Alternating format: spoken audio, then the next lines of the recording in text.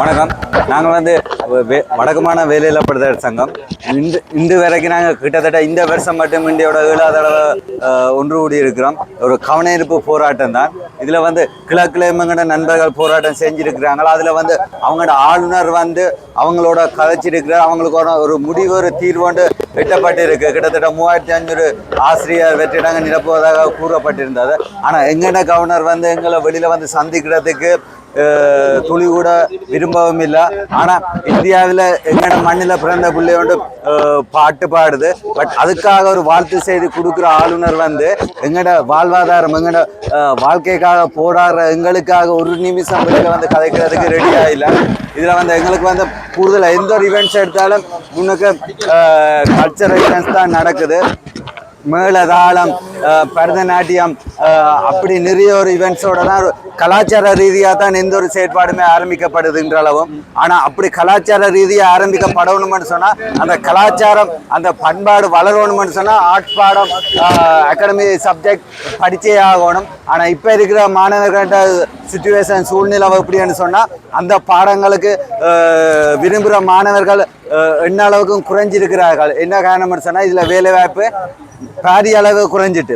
So அரசாங்கத்துக்கு திருப்ப எங்களால் ஒரு பயன்பாடு தேவை இருக்கின்றது. ஆனால் எங்களுக்கான ஒரு வேலைவாய்ப்பு அரசாங்கம் இன்றளவும் உறுதிப்படுத்தி தெரிவதில்லை. வடக்கில் மட்டுமே இவ்வளோ குறைஞ்சளவு கார்டர் லிஸ்ட் வருதுன்னு எங்களுக்கு சொல்ல தெரியலை. பட் வடக்கில் 5 மாவட்டத்தை வச்சு கொண்டுமே வடக்கில் 500 விட குறைவான 35,000 500 விட குறைவான வேலைவாய்ப்பு மட்டும்தான் உறுதிப்படுத்தப்படும் சொன்னால் இதில் நாங்கள் ஏமாந்து போய் தான் நிற்கிறோம். ஏன்னு சொன்னால் நாங்கள் 1 2 3 பேரை அள்ளி கொடுத்தனாங்க. 4வது ஆள் போனஸில் வந்தும் கூட தேசிய அரசாங்கத்தில் இருந்தும் கூட எங்களுக்கான தீர்வு இன்றளவும் இல்லை. எங்களுக்கு அச்சுறுத்தல் மட்டும்தான் மந்த வண்ணமே இருக்கின்றதை தவிர எங்களுக்கான தீர்வு இன்றளவும் கிடைக்கல. ஆர்ட்ஸ் படித்தவனுக்கு திருப்ப வேலைவாய்ப்பு மிகவும் குறைவானதாக இருக்குது. அவங்களுக்கான ஒரு அங்கீகாரம் கிடைக்கப்படுது இல்லை. இப்போ நாங்கள் இன்றைக்கு வேலைக்கு நாங்கள் தொடர் போராட்டத்துக்காக ஆரம்பித்த நாங்கள். ஆனால் எங்களுக்கு நிறைய அச்சுறுத்தல் வந்ததால் தான் இன்றைக்கு நாங்கள் தொடர் போராட்டம் பாரிய அளவில் முன்னெடுக்க இல்லாமல் ஒரு சுச்சுவேஷனில் இருக்கிறோம். இல்லைன்னு சொன்னால் இதே ரோட்டில் இதே மண்ணில் நாங்கள் தொடர்ந்து போராட்டம் செய்கிறதுக்கு நாங்கள் ரெடி. ஆனால் அரசாங்கம் 17ஆம் தேதி பட்ஜெட் வருதுன்னு சொன்னால் அதுக்கான ஆர்குமெண்ட் பண்ணிக்க நாங்கள் போட்ட எந்த ஒரு அரசாங்க எம்பியும் எங்களுக்காக குரல் கொடுக்கல. எங்களுக்காக குரல் கொடுக்கறதுக்காக வந்த பாராளுமன்ற உறுப்பினராக கூட குரல் கொடுக்கறதுக்கு டைம் ஒதுக்கப்படையில. இது ஒரு வெக்கப்பட வேண்டிய விஷயம். நாங்கள் துக்கப்பட வேண்டிய விஷயம். இனி வரும் காலத்தில் தேர்தலுக்காக ஒரு விரலுக்கு இருக்கிற மதிப்பு பேனை பிடிச்ச கரங்களுக்கு கிடைக்குது இல்லை. எங்களுக்கு நாங்கள் கூடுதலாக ஆர்ட்ஸ் மட்டும் இல்லை, கொமர்ஸ் படித்தவன் ரோட்டில் தான் நிற்கிறோம், டெக்னாலஜி படித்தவன் ரோட்டில் தான் நிற்கிறோம், ஐடி படித்தவன் ரோட்டில் தான் நிற்கிறோம். ஆனால் நாங்கள் எல்லோரும் நாள் கூலிக்கு தான் வேலை செஞ்சு கொண்டு அரசாங்கத்திலேயே நாங்கள் ஒரு அழுத்தம் கொடுத்து கொண்டு இருக்கிறோம். கூடிய விரைவில் இந்த அரசாங்கம் எங்களுக்கான ஒரு தீர்வை தரணும். எங்களுக்கு நாடு ஃபுல்லாக 30,000 வேலை வாய்ப்புன்னு சொன்னால் வடக்கில் எத்தனை வேலை வாய்ப்பு தருமென்று சொல்லி எங்களுக்கு சொன்னால் நாங்கள் அடுத்த இடம் பரீட்சைக்கு தயாராகி கொண்டிருப்போம். இப்போவும் நாங்கள் பரீட்சைக்கு தயாராகி கொண்டிருக்கிறோம். ஆனால் அபிவிருத்தி உத்தியோகத்தரை வடக்கில் கிட்டத்தட்ட 50 விட குறைவான ஒரு வேலைவாய்ப்பு வெற்றிடங்களை நிரப்புவதற்காக தான் கிட்டத்தட்ட ஒரு செய்தி கொண்டு அண்மை காலங்களில் பரவி கொண்டிருக்குது. ஆனால் அது எங்களுக்கு பாரிய அளவான ஒரு ஏமாற்றத்தை கொடுக்குது. திருப்பவும் நாங்கள் ஆர்ட்ஸ் பாடத்தில் இறங்குறதுக்கே ஒவ்வொரு பிள்ளைகளும் யோசிக்கிறார்கள். அந்த இதை அரசாங்கம் நிவர்த்தி செய்யணும். எங்களுக்கு கொடுக்குற வேலை வாய்ப்பு அங்கே பேனை படிக்க ஸ்டார்ட் பண்ணுற ஒவ்வொரு பிள்ளைகளுக்கும் ஒரு முன்னுதாரணமாக இருக்கணும். ஸோ எங்களுக்காக இந்த அரசாங்கமாவது நாளைக்கு நாங்கள் பிரதம மந்திரியை சந்திக்கிறதுக்காக நிறைய தடவை முயற்சி செஞ்சுட்டோம்.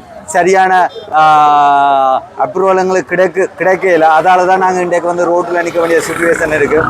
இப்போ வரைக்கும் நாங்கள் அவாவை மீட் பண்ணுறதுக்கு சந்தர்ப்பம் கேட்குறோம். அப்படி ஒரு சந்தர்ப்பத்தை ஏற்படுத்தி தருமா இருந்தால் நாங்கள் எங்களுடைய குறைகளை அவர் கவனஈர்ப்பு போராட்டம் தான் நாங்கள் டெய்லி அமைதியாக தான் நடந்து கொண்டு வர்றோம். ஆனால் எங்களில் பலருக்கு அச்சுறுத்தல் வர்றதால பின்தங்கியும் இருக்கிறாங்க. பட் அதையும் தாண்டி நிறைய பேர் போராட்டத்துக்கு தான் நிற்கிறோம், போராடி கொண்டு தான் இருக்கிறோம். இப்போ வரைக்கும் அவரோட நாங்கள் அப்பாயின்மெண்ட்டுக்கு தான் மேக்ஸிமம் ட்ரை பண்ணி கொண்டிருக்கோம். எங்களுக்கு புலனாய்வுத்துறையாக இருக்கலாம், அரசாங்க தரப்பாகவும் இருக்கலாம். ஒவ்வொரு ஃபோன் கால், எங்களுக்கு தொலைபேசி அழைப்புகள் ஊடாக சில மிரட்டல்கள் நாங்கள் அரசாங்கத்துக்கு எதிரான செயற்பாடு இல்லை. நாங்களும் இந்த அரசாங்கத்தை வரவேற்கிறோம். அரசாங்கத்துக்கு எதிராக செயற்பட வேண்டாம், போராட்டம் செய்யக்கூடாதுன்னு சொல்லி ஒரு தரப்பினரும் அவ்வாறான சின்ன சின்ன விஷயங்கள். ஆனால் நாங்கள் இன்றளவும் அமைதியான முறையில் தான் போராடி கொண்டிருக்கிறோம். ஆனால் சில துறைகளோட துறையினர் வந்து எங்களோட நட்பு ரீதியாக தான் எங்களை அணுகி கொண்டிருக்கிறார்கள். அதை தாண்டி என்ன தவிர எங்களுடைய குழுவில் உள்ளவர்கள் எங்களுடைய பட்டதாரிகளுக்கு சில நெருக்கடிகள் வந்தது. அந்த அச்சுறுத்தல் குறித்து முறைப்பாடு செய்யப்படுகிறது. எங்கடாக விரும்பல. அது பெரிய அளவிலான அச்சுறுத்தல் இல்லை, எல்லாருக்கும் வந்த அச்சுறுத்தல்.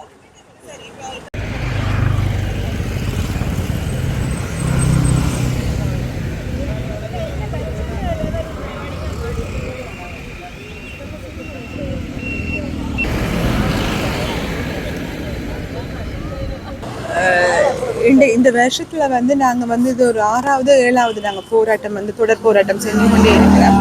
ஆனா வந்து அரசாங்கத்துல இருந்து எந்த ஒரு பதிலுமே வந்து எங்களோட பட்டதாரிகளுக்கு கிடைக்கல. அன்றைக்கு கூட கடைசியா நடந்த போராட்டத்துல கூட அனுர பிரசிடென்ட் சார் வந்து கூட எங்களை வந்து மீட் பண்ணிட. அதுக்கு அவர் வந்து என்ன காரணத்தை எங்களுக்கு சொல்லவுமே இல்லை. அவன் மேலிடத்துல இருந்து எங்களை ஏன் வந்து சந்திக்கல, இல்லை அவங்களை சந்திக்க விடாம வேற யாராச்சும் பண்ணினாங்களா, அதெல்லாம் எங்களுக்கு தெரியல. ஆனா எப்படியோ வந்து வடக்கு மாநிலத்தில் எப்படியோ ஒரு பிரச்சனை வந்து போய்கொண்டு இருக்கேக்க எப்படியோ வந்து அவங்களுக்கு தகவல் போயிருக்குன்னு தானே. எங்களை வந்து ஏன் அவர் வந்து சந்திக்காம போனவர், என்ன காரணத்துக்காக வந்து எங்களை சந்திக்கலைன்றதுக்கான ஒரு விளக்கம் என்றாலும் ஜனாதிபதிகிட்ட இருந்து எங்களுக்கு ஒரு பதில் வந்து கிடைக்கணும்னு நான் இந்த இடத்துல வந்து தெரிவிக்கிறேன். ஏன் வந்து சந்திக்கல, என்ன காரணம், அப்படி நாங்கள் என்ன அவர்கிட்ட கேட்க போறோம்? எங்களுக்கு ஒரு வேலை ஒன்று தர சொல்லிதான் நாங்கள் கேட்கிறோம். அது வேற எதுவுமே நாங்கள் கேட்கலையே. நாங்கள் வேறு ஏதாவது நாட்டின் அரசியலை பற்றியோ இல்லை வேறு ஏதாச்சும் ஒரு விடயமோ நாங்கள் கேட்கல தானே. எங்களுக்கான இந்த பட்டதாரிகள் எல்லாருக்கும் ஒரு வேலை வேணுமென்றது மட்டும்தான் நான் கேட்குறேன்.